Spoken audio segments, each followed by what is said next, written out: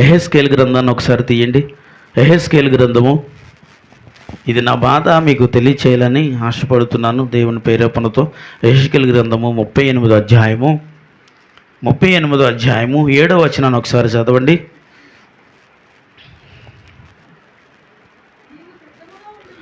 అమ్మా, నీవు సిద్ధముగా ఉండుము, నీవు సిద్ధపడి నీతో కూడా కలిసిన సమూహమంతటిని సిద్ధపరచము, వారికి నీవు కావలవే ఉండుము. దేవునికి స్తోత్రం చెప్పాలి. హల్లెలూయా. దైవజనుడా, లేచి నువ్వేమవ్వాలి? అందరూ చెప్పాలి, లేచి నువ్వేమవ్వాలి? సిద్ధపడు. తప్పకుండా ప్రభా సిద్ధపడతాం. ఏముంది, దేవుడు సిద్ధపడ అన్నాడంటే ఏదో ఉద్దేశం ఉంది, సిద్ధపడ అన్నాడు. మంచిదే, వెరీ గుడ్. కానీ ఏమంటున్నాడు ఇక్కడ? నీతో ఉన్న సమూహమును కూడా నువ్వు సిద్ధపాటు చేయి. ఇదే ఒక దైవజనుడు భారం. మీరైతే మీకు మాత్రం మీరు సిద్ధపాటు అవుతారు, కానీ దేవుడు మాకెట్టిన భారం ఏంటో తెలుసా అండి? నేను సిద్ధపాటు అవటమే కాదు, నాతో ఉన్న సమూహాన్ని సిద్ధపరచాలంట, వారికి కావలై ఉండాలంట. చప్పట్లు కొట్టండి ఒకసారి అందరూ కలిసి. వారికి కావలై ఉండము. కాబట్టి వారు ఎలా ప్రవర్తించినా ఏం చేయాలి? ఇప్పుడు ఇంకా క్షమించడమే, ఇంకేముంది? దేవుడికి స్తోత్రం. రాత్రి ప్రార్థన చేసుకున్నాను, అయ్యో ఇలా మాట్లాడా ప్రభా, బిడ్డను క్షమించు. హల్లెలూయా.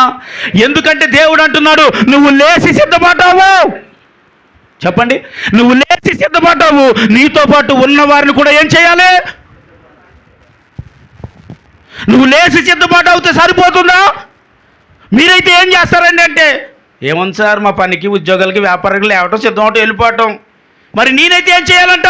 లే, సిద్ధపడ్డావు, నీతో ఉన్నవారిని కూడా సిద్ధపాటు చేయి. నీతో ఉన్నవారిని కూడా సిద్ధపాటు చేయి, వారికి కావలిగా నువ్వు ఉండాలి. ఇదే దేవుడు మాకు పెట్టిన భారం. ఈ భారాన్ని బట్టి ఒక్కొక్కసారి మీ ప్రవర్తనలో, మీ ఆలోచనలో, అంటే మిమ్మల్ని కాదండి, దేవునికి స్తోత్రం, కొంతమందికి అవసరం కాదు చెప్తున్నాను ఏండి. ఇలాంటి పరిస్థితుల్లో ఒక్కొక్కసారి మా గుండెలు పగిలిపోతున్నప్పటికీ గమ్మెట్టి అంటించేసుకోవడం తప్ప ఇంకేమీ లేదు. దేవునికి స్తోత్రం. హల్లెలూయా. ఇలాంటి పరిస్థితి అనిపిస్తుంది. అబ్బో, వారి కోసం ఎంత చేశామండి, ఎంత ప్రార్థించామండి, ఎన్ని ఉపవాసాలు ఉన్నామండి, ఫోన్ చేయలేదు అన్నారంటే ఎంత బాధగా ఉంటుందండి అనిపించినప్పుడల్లా దేవుడు అంటాడు, నువ్వు లేవయ్యా, నువ్వు సిద్ధపడ్డావు, ఉన్న వాళ్ళని సిద్ధపడి చేయి. ఆమేన్. దేనికి సిద్ధపడ్డాయా? దేవుని రాజ్యానికి నువ్వు సిద్ధపడవాలి. నీతో పాటు ఉన్నవారు కూడా దేవుని రాజ్యానికి సిద్ధపడి చేయాలి. నువ్వు అక్కడ వస్తే కుదరదా? మీరేమనుకుంటారా చెప్పమంటారా? ప్రభా, నన్ను మాత్రం దేవుడి రాజ్యాన్ని తీసుకెళ్ళు. కానీ నేనేమనుకుంటా తెలుసా? ప్రభా, నాతో పాటు వీరందరినీ రాజ్యానికి. ఇదే దేవుని చెప్పిన సిద్ధపాటు. ఆమేన్. హల్లెలూయా. ఏమంటున్నాడు అంటే, నువ్వు లే, నువ్వు సిద్ధపడ్డావు, నా పని కొరకు నువ్వు సిద్ధపాటు అయ్యి నీతో ఉన్న సమూహాన్ని సిద్ధపాటు చెయ్యి, వారికి నువ్వు కావలిగా ఉండు. చప్పట్లు కొట్టావా? వారికి నువ్వు ఎలా ఉండాలి చెప్పండి? వారికి ఎలా ఉండాలి? నువ్వు కావలిగా ఉండాలి. అంటే కావాలంటే ఏంటండి? వారికి ప్రమాదం జరుగుతుందా? పో. వారు బాధలో ఉన్నారా? వెళ్ళా. శ్రమలో ఉన్నారా? వెళ్ళా. కష్టంలో ఉన్నారా? పో. జ్వరం వచ్చిందా? వెళ్ళిపో. ఏమన్నా సమస్య వారిని పీడిస్తుందా? వెళ్ళిపో. ఏం చేయాలి? ముందు నువ్వు వెళ్ళి వారిని సిద్ధపాటు చేయాలంతే. ఆమె ఒకవేళ నేను వెళ్ళకపోతే వాళ్ళు సిద్ధపాటు అవ్వరంట. అక్కడ ఆ పరిస్థితులు ఎక్కడికో వెళ్ళి దేవునికి దూరం అయ్యి, సంఘానికి దూరం అయ్యి, దేవుని రాజ్యానికి దూరం అవుతారంట. కాబట్టి దేవుడు ఏమంటున్నాడంటే, నువ్వు వెళ్ళరా నాయన, నువ్వు సిద్ధపడ్డావు, నీతో పాటు ఉన్నవారిని సిద్ధపాటు చేయాలి. ఆమేన్. హల్లెలూయా. ఈ భారాన్ని దేవుడు ఎవరికి పెట్టాడా? ఎవరితో మాట్లాడి? యెహెజ్కేలు, లే, నువ్వు బయలుదేరు, నువ్వు సిద్ధపడ్డావా? నేను వెళ్ళనయ్యా, నేను ఎంత వెళ్ళినా, వాళ్ళకి శుభార్త చెప్పినా వాళ్ళకి ఎంత మాట్లాడుతున్నాయి, ఎందుకయ్యా ఒక్కడు మారట్లేదు, ఒక్కరితో మారట్లేదు, నేను వెళ్ళట్టాడు. నువ్వు లేచి ముందు నువ్వు సిద్ధపడ్డావా? నువ్వు సిద్ధపడ్డా, నీతో ఉన్న సమూహాన్ని నువ్వు సిద్ధపాటు చేయి, వాళ్ళకి కావాలిగా నువ్వు ఉండాలి. ఆమేన్. హల్లెలూయా. వాళ్ళకి ఎలా ఉండాలి? నువ్వు కావలిగా ఉండాలంటే ఏంటంటే, ఇప్పుడు ఇదేటండి బాబు, మాకు బాగోలేని అప్పుడు ఎవరు కావలిగా ఉండలేదండి బాబు అంటే, ఉండకపోతే నువ్వు వెళ్ళాలి, వాళ్ళకి నువ్వు ఉండాలంతే. ఆమేన్. హల్లెలూయా. మమ్మల్ని పలకరించేవాళ్ళు లేడయ్యా అంటే ఈయనేమంటాడంటే, పలకరించకపోతే నీకేట, పలకరించేవాడు నేనున్నాను. సోదరి చెప్పండి. ఆమె హల్లెలూయా. పలకరించకపోతే నువ్వు ఏడుతూ ఎందుకో, పలకరించకుండా నేనున్నాను. ఆమేన్. అది దేవుడు నాకు ఇచ్చిన ఓదార్పు, దేవుడు నాకు ఇచ్చిన మనసు ఇదేనండి. కాబట్టి అలాంటి వాళ్ళనన్నా క్షమించే మనసు నాకు దేవుడు ఇచ్చాడు. ఇవ్వాలి. ఇవ్వకపోతే నేను సిద్ధపాటు కాలేను, మిమ్మల్ని సిద్ధపాటు చేసుకోలేను. నా భక్తి వ్యర్థం, నా జీవితం వ్యర్థం, నా ఆలోచన వ్యర్థం, ఇక్కడ నిలవబడిన ఈ స్థితి అంతా వ్యర్థమైపోతుంది. కాబట్టి ఏం చేయాలంటే నేను లేవాలంట. దేవుడు అంటున్నాడు నువ్వు సిద్ధపడ్డావు. చెప్పండి, ఉన్నవారిని అందరినీ సిద్ధపరిచే. లూకా సువార్త 10వ అధ్యాయము, ఒకసారి లూకా సువార్త 10వ అధ్యాయము 30 నుంచి 37 వచనాలు చక్కగా చదివితే ఇక దీంతో నేను ముగించేస్తాను. లూకా సువార్త. అందుకు యేసు ఇట్లా నేను ఇలాగూ చెప్పును, ఒక మనుషుడు యెరూషలేము నుండి యెరికో పట్టణమునకు దిగి వెళ్ళొచ్చు, దొంగల చేతిలో చిక్కుకొనెను. వారు అతని బట్టలు దోచుకుని అతనిని కొట్టి కొను ప్రాణముతో విడిచిపోయిరి. అప్పుడు ఒక యాజకుడు ఆ త్రోవను వెళ్ళుట అతడు చూసి పక్కగా పోయిను. లేవీడు ఒకడు వచ్చిను, అమ్మా చూసి పక్కగా పోయిను. అయితే ఒక సమరయుడు ప్రయాణమై పోవచ్చు అతను పడి ఉన్న చోటుకు వచ్చి అతనిని చూసి అతని మీద జాలిపడి దగ్గరకు పోయి నూనెయు ద్రాక్షరసమును పోసి అతని గాయమును కట్టి తన వాహనమును ఎక్కించుకుని ఒక పూట కోళ్ళ వాని ఇంటికి తీసుకుపోయి అతన్ని పరామర్శించి మరునాడు అతడు 2 దేనాలు తీసి ఆయనకి ఇచ్చి ఆ పూట కాళ్ళ వానికి ఇచ్చి ఇతను పరామర్శించుము, నీవు ఇంకా ఏమైనాను ఖర్చు చేసిన ఎడల నేను మరలా వచ్చి నీకు ఇచ్చిన చేపలు కొట్టేసాను నా మన మహింపరిచినప్పుడు. హల్లెలూయా. ఇప్పుడు ఇక్కడ నుండి ఒక వ్యక్తి ఎక్కడి నుండి బయలుదేరాడంటే యెరూషలేము నుండి యెరికోకు బయలుదేరాడు. దీన్ని బాగా అర్థం చేసుకోవడం ప్రయత్నం చేయండి. యెరూషలేము దేవుని పట్టణము, యెరికో లోకం. అంటే దేవుడి పట్టణం నుండి ఒక వ్యక్తి ఎక్కడికి వెళుతున్నాడు? ఇప్పుడు చెప్పాలి, లోకంలోనికి వెళుతున్నాడు. ఎంతో చక్కగా దేవుళ్ళో ఎదుగుతూ ఆత్మీయంగా బలపడుతున్న ఒక వ్యక్తి ఎక్కడికి వెళుతున్నాడంటే యెరికోకు వెళుతున్నాడు. యెరికో అంటే లోకం. లోకంలో పడిపోయాడు. లోకంలో పడిపోయాడు కాబట్టి అతని దొంగలు వచ్చి ఏం చేశారు? దోసుకుని అతన్ని కొట్టి అతని వస్త్రములు తీసుకుని, అంటే దిగంబరుని చేసి పనికిరాని స్థితిని తీసుకొచ్చి శుభ్రంగా కొట్టి కొన ఊపిరితో పాడేసి వెళ్ళిపోయారు. ఎందుకంటే ఇతనికి ఈ పరిస్థితి రావడానికి కారణం ఏంటంటే ఎక్కడి నుండి బయలుదేరంటే యెరూషలేము నుండి బయలుదేరి యెరికోకు వస్తున్నాడు. అంటే దేవుణ్ణి విడిచి లోకంలోనికి వచ్చాడు కాబట్టి ఆయనకి ఆ స్థితి కలిగితే ఇక్కడ ఏం చేయబడిందంటే ఒక సమరీయుడు ఆ స్థితిలోనికి ఆ ప్రయాణంలో వచ్చి ఏం చేశాడండి చెప్పాలి, ద్రాక్షరసమును నూనె తీసి అతని గాయమును గట్టి అతని వాహనమును ఎక్కించిన పూటగోళ్ళు ఇంటికి తీసుకువెళ్ళి అతని ఇంటికి ఆ రాత్రి అంతా ఉండి అతను పరామర్శించి 2 దేనములు తీసి ఆయనకి ఇచ్చి, ఇదిగో ఇతరుతో ఇతనిని జాగ్రత్తగా నువ్వు చూడము, ఇతని గాయములను కట్టుము, నేను వెళ్ళిపోతున్నాను, మరలా తిరిగి వచ్చి నీకు ఏమైనాను ఖర్చు అవుతే నేను తిరిగి మళ్ళా నీకు ఇచ్చిదనని చెప్పి వెళ్ళిన విషయాన్ని ఇక్కడ మనం చదివాం. దీన్ని జాగ్రత్తగా ఆత్మీయ జీవితంలో మనకి ఏమి ప్రభు బయలుపరుచుతాడో విందాం. అయితే ఇక్కడ ఒక వ్యక్తి లోకములో పడిపోయినప్పుడు, ఆ లోకములో దీనస్థితి కలిగినప్పుడు, పూర్తిగా చిదిగి శుభ్రంగా బలహీనుడు అయిపోయినప్పుడు దేవుడు చూస్తూ వాడిని ఉండలేక ఏం చేశాడంటే అండి చెప్పాలి, ద్రాక్షరసము దేనికి గుర్తు? యేసుక్రీస్తు ప్రభు రక్తానికి గుర్తు, నూనె పరిశుద్ధాత్మకు గుర్తు. వీటితో తన గాయమును గట్టి పూటకూళ్ళు వాడి ఇంటికి, ఇల్లు దేవుని సంఘము, చప్పట్లు కొట్టండి, ఇల్లు దేవుని సంఘము, పూటకూళ్ళు వాడు అంటే యాజకుడు, దేవునికి స్తోత్రం అని చెప్పాలి. హల్లెలూయా. పాస్టర్ దగ్గర తీసుకొచ్చాడు. ఇప్పుడు పాస్టర్ దగ్గర తీసుకొచ్చి అంటున్నాడు, ఇదిగో ఇతని గాయములు నువ్వు జాగ్రత్తగా కట్టుము, గాయములు మాన్పు వరకు చాలా జాగ్రత్తగా చూసుకోసుమా, నేను వెళుతున్నాను, వెళ్ళి నేను తిరిగి మరలా వచ్చి నీకేమైనా ఖర్చు అయితే ఇస్తాను. ఆమేన్. హల్లెలూయా. ఆ ఖర్చు అయింది. ఈ భూమి మీద సేవకుడు ఎదగట్లేదు. అయితే పూటకోళ్ళు వాడి ఇల్లు అనగా చెప్పండి ఏమన్నాను? చెప్పాలి, దేవుని సంఘం ఇది. అంటే దేవుని సంఘముకు ఒక లోకంలో పడిపోయిన వ్యక్తిని తీసుకొచ్చి దేవుని సంఘములో పెడితే ఈ పూటకోళ్ళు వాడు ఏం చేయాలి? ఇప్పుడు 2 ధ్యానములు చెప్పండి. 2 ధ్యానములు అంటే ఏంటి? 2 ధ్యానములు అంటే ఏంటి చెప్పాలి? 1 పాత నిబంధన, 2 కొత్త నిబంధన. చెప్పండి కొట్టాలి. 2 ధ్యానాలు అంటే 1 పాత నిబంధన, 2ది కొత్త నిబంధన. ఈ రెండింటిని ఇచ్చి గాయములు కట్టంటే లోకంలో పడిపోయిన ఒక వ్యక్తిని మరలా ఆత్మీయ స్థితిలో బలపరిచావు. కాబట్టి ఈ వ్యక్తి నుంచి ఏమీ ఆశించకు నువ్వు. కాబట్టి మరలా నేను తిరిగి వస్తాను చూసావా, అప్పుడు నీకు ఏమైనా ఖర్చు అయితే ఇస్తాను. దాని కొరకు కదా యాజకుడు ఎతికేది. కాబట్టి ఆ గాయం కట్టేటప్పుడు ఏమవుతుందయ్యా ఒక వ్యక్తి కంటే చెప్పాలి? గాయం కట్టేటప్పుడు ఏమవుద్దమ్మా? ఒక వ్యక్తి గాయంతో ఉన్నప్పుడు హాస్పిటల్ తీసుకెళ్తే ఏమవుతుందండి? చాలా బాధ అనిపించేస్తుందండి. ఎందుకంటే ఆ గాయం ఒకవేళ బాగా పాడైపోయింది అనుకోండి, సెప్టిక్ అయింది అనుకోండి, దాన్ని బాగా పిండితే రసి రక్తము వస్తుంది కదా. అవి వచ్చేటప్పుడు పిండేటప్పుడు ఏమంటాడు? బాబోయ్ వద్దు, నేను చచ్చిపోతాను కానీ నన్ను వదిలే, నన్ను ఏం చేయొద్దు, నన్ను బాగు చేయొద్దు, నన్ను వదిలేస్తే నేను చచ్చిపోతాను. నువ్వు వదిలేస్తే చచ్చిపోతే దేవుడు నాకు ఎందుకు అప్పగించాడు? నువ్వు గాయపరచబడ్డావు, లోకంలో పడ్డావు, పాపంలో పడ్డావు. కాబట్టి వాక్యం చేత నేను కట్టాల్సిందే. దేవుడికి స్తోత్రం చెప్పాలి. హల్లెలూయా. దేవుని వాక్యం చేత నేను కట్టాలి. కట్టేటప్పుడు నీకు నొప్పి వస్తుంది, కట్టేటప్పుడు నీకు బాధ వస్తుంది. బాధ వచ్చి నువ్వు భరించగలిగితే ఆ గాయం దక్కిన తర్వాత ఆత్మీయ జీవితంలో దేవుడి సన్నిధిలో ఎదుగుతావు. చెప్పండి కొట్టాలి. ఆత్మీయ జీవితంలో దేవుడి సన్నిధిలో ఏం చేయబడతారండి? ఈ గాయం కట్టబడే వరకు తప్పదు నీకు ఇది. ఈ ఆత్మీయ జీవితంలోకి వచ్చే వరకు తప్పదు ఇది. లోకంలో పడ్డ నీ జీవితం, ఆత్మీయ జీవితాన్ని కోల్పోయి గాయం చెడిపోయిన నీ హృదయానికి దేవుడి వాక్యం చేత కట్టేటప్పుడు బాధ అనిపిస్తుందండి, నొప్పి వస్తుందండి. అమ్మో ఏంటి దైవజనుల్లో మాట్లాడుతున్నాడు, ఏంటి ఈ మాటలు, ఏంటి ఎందుకు ఈ మాటలు నా మీద పని చేస్తున్నాయి అని అనిపించేటప్పుడు నీకు బాధ వస్తుందంటే ఆ పుండు పిండబడుతుంది అనమాట.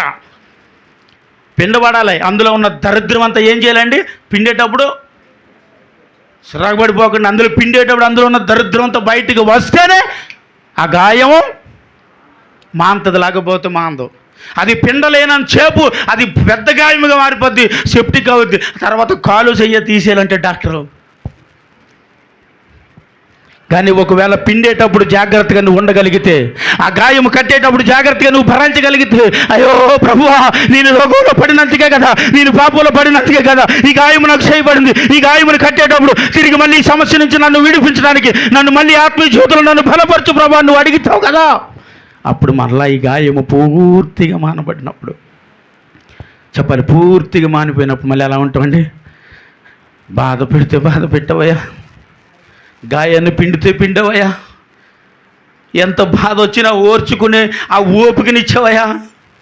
కాబట్టి ఆ గాయాన్ని పిండి పిండి పిండి దానికి మందు రాసి ప్రతిరోజు ఎంత సేవ చేసేవయ్యా, అంత సేవ చేస్తేనే కానీ గాయం మానలేదు బిడ్డ. ఈరోజు నీ హృదయానికి అయిన గాయాన్ని మార్చాలంటే దేవుని అనే వాక్యము నీకు కావాలి బిడ్డ. ఈ దేవుని వాక్యాన్ని నువ్వు పూర్తిగా అంగీకరించబడితేనే నీ హృదయము అయిన గాయము పూర్తిగా మానుతుంది బిడ్డ. ఆ గాయము మానితేనే మళ్ళీ దేవుని సంఘములో చెప్పాలి. ఆ పూటకోళ్ళు వాడి ఇంటి దగ్గర మళ్ళీ ఎలా ఉంటావు నువ్వు? ఆ సంఘములో ఒక ఆత్మీయ స్థితిలో ఒక బలమైన వ్యక్తిగా బ్రతుకుతావు బిడ్డ. ఆమె చెప్పండి హల్లెలూయా. అలా బ్రతకాలంటే ఏం చేయాలి ఇప్పుడంటే చెప్పాలి, సంఘములో చేర్చబడాలి నువ్వు. సంఘము నుంచి తప్పాడు కాబట్టి చెప్పండి, ఎవరి చేతులకు అప్పగింపబడ్డాడండి? సాతాను చేతులకు అప్పగింపబడ్డాడు అంతే. కొట్టి కొట్టి కొట్టి కొన ఊపిరితో వదిలేశారంట. అంటే దానికి అర్థం ఏంటో తెలుసా? ఇంకన్నీ అయిపోయినాయి అయ్యా, ఇంకేమీ లేదు, పూర్తిగా నా స్థితి మారిపోయింది, ఈ రాత్రి నా ప్రాణం ఉంటుందో కూడా తెలియదు ప్రభా అంటాను చూసారా, అది కొన ఊపిరి. అలాంటి పరిస్థితి ఎప్పుడైనా వచ్చిందండి? నా జీవితంలో అలాంటి పరిస్థితి చాలాసార్లు వచ్చింది. ఎన్నోసార్లు ప్రభు దగ్గర అనుకునేవాడిని, ప్రభా ఈ రాత్రి నా ప్రాణం ఉంటే చాలు, సత్య వరకు నీ కొరకు బ్రతుకుతా. ప్రతిసారి దేవుడు నన్ను బలపరిచి తనలో నన్ను వాడుకుంటూనే ఉన్నాడు. ఆమె చెప్పాలి హల్లెలూయా. ఇలాంటి స్థితి నీ జీవితంలో కలిగినప్పుడు అదే కొన ఊపిరి. ఆ కొన ఊపిరి స్థితిలో ఒకవేళ నువ్వు ఆ గాయం కట్టబడేటప్పుడు ఒకవేళ బలవంతకరంగా పర్వాలేదండి తట్టుకుంటాను, కట్టండి, పర్వాలేదండి దీనికి మొత్తం స్నేహం అవసరం లేదు, మీరు ఎలా కడుతున్నా పర్వాలేదు కట్టండి, ఈ గాయముని జాగ్రత్తగా తట్టుకుని నిలవబడతానని అంటావేంటి? అనవు కదా. ఎందుకంటావండి? వద్దే బాబు నా వల్ల కాదు ఇది,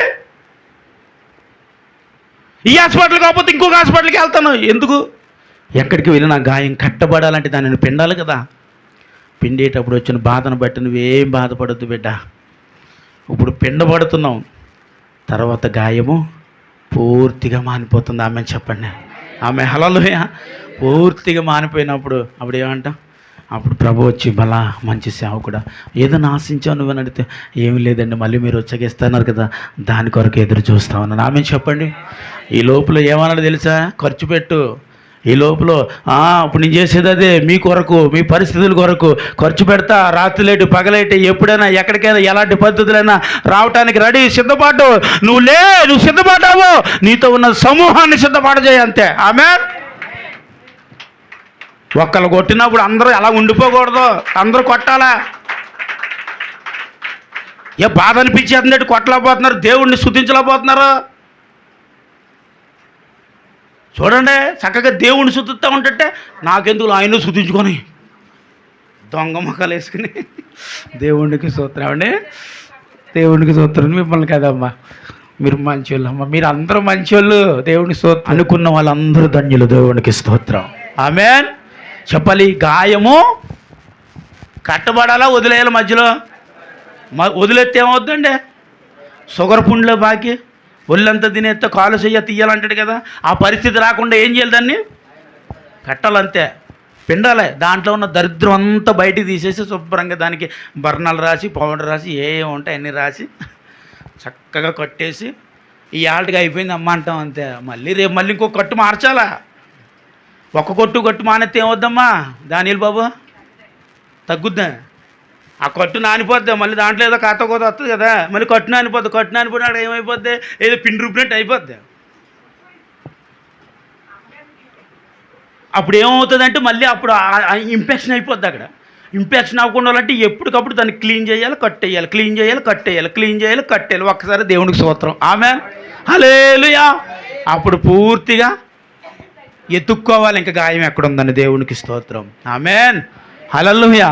కాకపోతే ఆ కాత సమయాన్ని ఒకవేళ నువ్వు తట్టుకోగలిగితేనే ఆ గాయం మానుతుంది బిడ్డ. ఆమేన్, హల్లెలూయా. చెప్పండి, తట్టుకుంటేనే కదా గాయం మానుతుంది.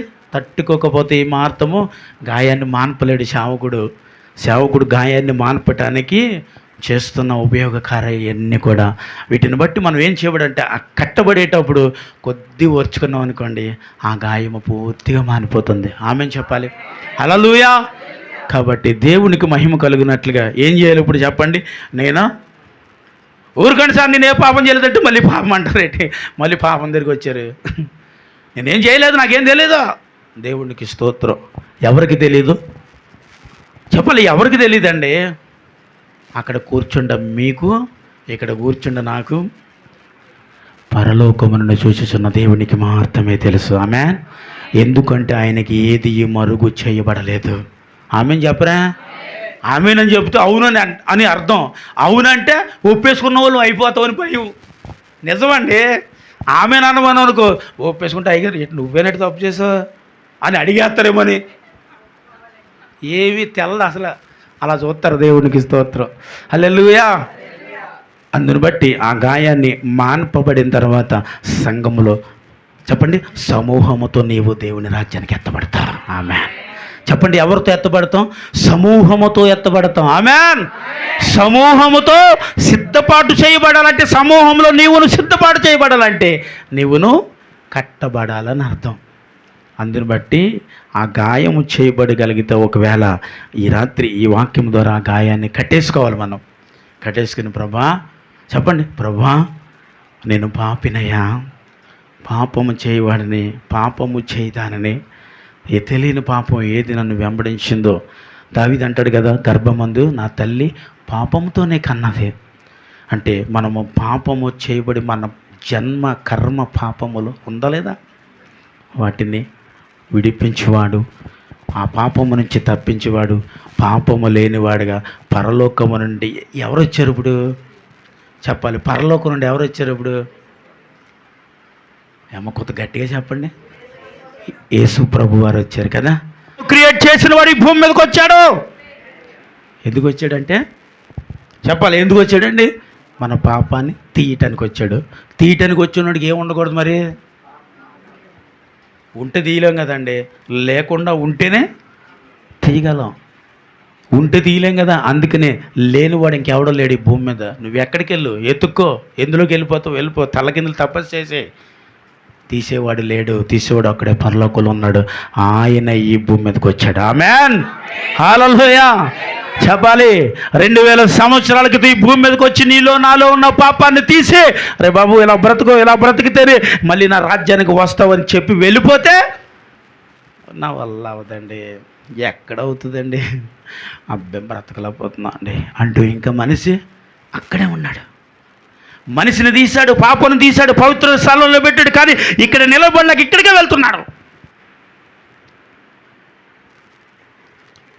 వద్దురా, ఇక్కడ ఉండకూడదు, నువ్వు ఇక్కడ ఉండ.